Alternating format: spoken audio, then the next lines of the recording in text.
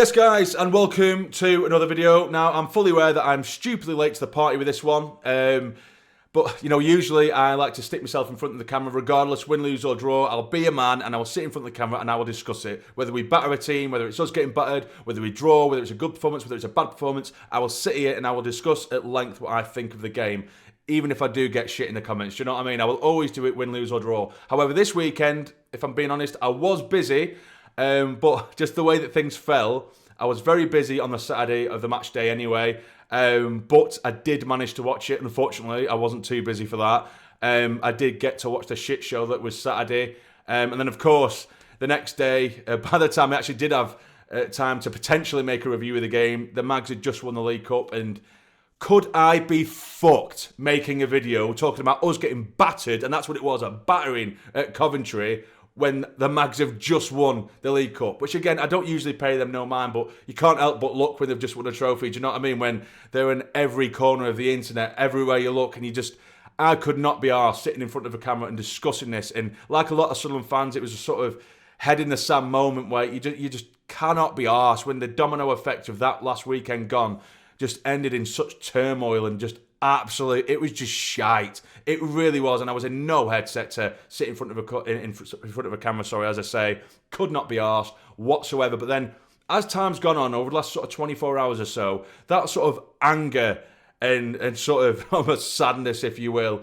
it's slowly just turning into more desperation and passion for us wanting to do something this season and wanting to succeed this season, because it just made me more desperate for success for this club more than anything. And success this season, the only success we can get this season is winning the playoffs. And that's it. Of course, top two is long gone. It has been for a while now. And of course, there's been little glimmers here and there where me being the optimist has been saying that, keep the faith, we might scrape top two. That isn't happening, of course it's not. But now we've got this break. Sometimes you could argue that going into a break on the back of a win is nice because everyone's in really good morale, everyone's in great spirit, good form, and they can sit back, relax and reflect in a really positive atmosphere. But of course, on the back of a defeat, particularly like this one against Coventry, and then you're going into an international break where you just sit and dwell, particularly if you're not playing for your international team, you're sitting and dwelling on a real negative, which was Coventry away.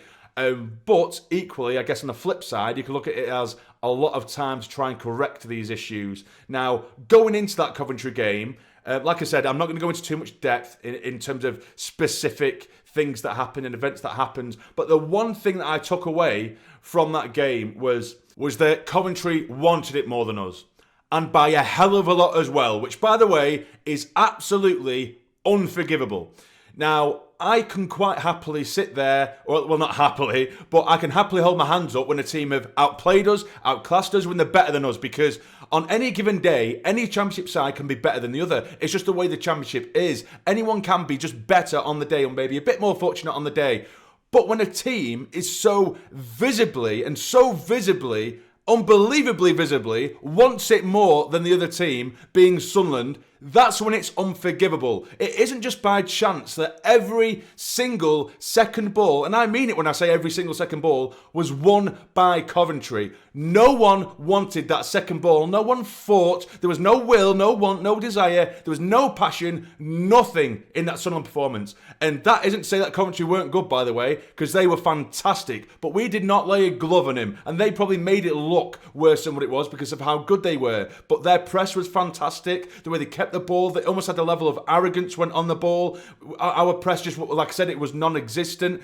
And those little second balls, like I said, sometimes it is sort of luck of the draw with a second ball. Like a player could put a foot in and it could just take a ricochet off the opposition player and just fall favourably in an opposition player's path. That can happen, but not the amount of times that it did, when you might go for one ball and then I won't go for it again. And we were just getting left. Players walking about. They were just totally disjointed. No one's on the same wavelength. It was absolutely piss poor and unforgivable. So like I said, it's finding that balance between saying that Coventry were just better than us, which again they were, and how we just sort of bent over, which we also did. It was ridiculous. No one was fighting, to the point where our captain's getting brought off just after half time because he was shit, like everybody else was. No one wanted it. I think we got in behind Coventry sort of twice, and of course we were wasteful because we're one of the most toothless teams in the league. We're not clinical enough at all. We're not ruthless enough.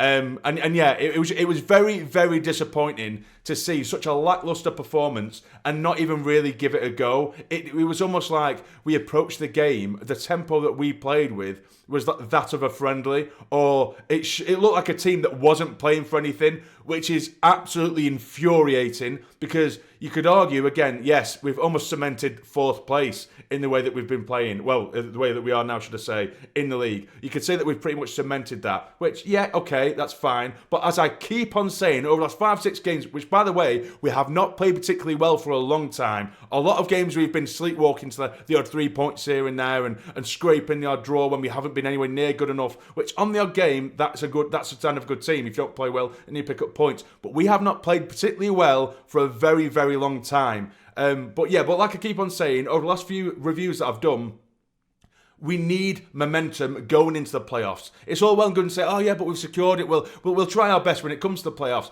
That isn't how it works. Do you know what I mean? We might end up having 20 odd more points than whoever's a couple of places below us or whoever we end up playing in the playoffs. But I tell you what, I would rather, play the team that are sleepwalking into the playoffs, which is what we're doing, sleepwalking into playoffs with a higher points tally, than play the team that finished 6th, who are absolutely banging form and smashing teams week in, week out, and really putting 100% in every game. I would rather play that team who's got 20 points more.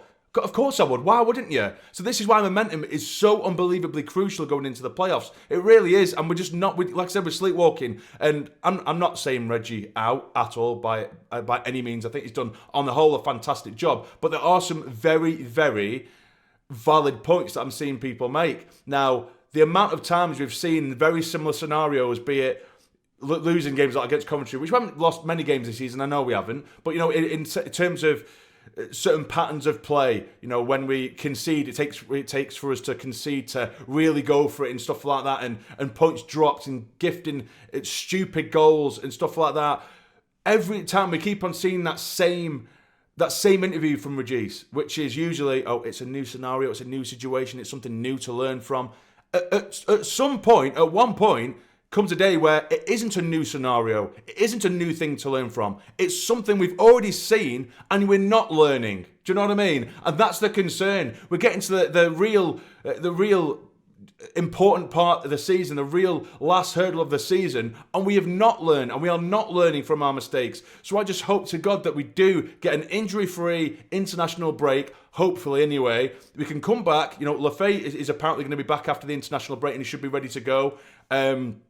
And hopefully we can just regroup and get back together and try and see the passion and the effort that we've seen towards the beginning of the season. Because the second half of the season, yeah, we've come away with some good results here and there, but good, genuine performances have been very, very few and far between. And if Saturday's anything to go by, then we are screwed. Because if we put in that piss poor, embarrassing level of effort into the games going into the end of the season, like I said, we're going to be sleepwalking into the playoffs, and we will get battered by the teams who are wanting it more around us at the moment. So yeah, I'm going to leave it at that, guys. Again, I know it wasn't a proper review. I just wanted to at least, say something. I didn't want to just leave you completely dead with nothing at all over the international break. But anyway, let me know what you guys think in the comments down below. Do you agree? Do you disagree? I know it's just been a bit of a rant in the moment, but that's just my concerns at the moment. And as I do want to keep on saying and reiterating, Coventry looked fantastic. I will say that. But my God, did we make it easy for him.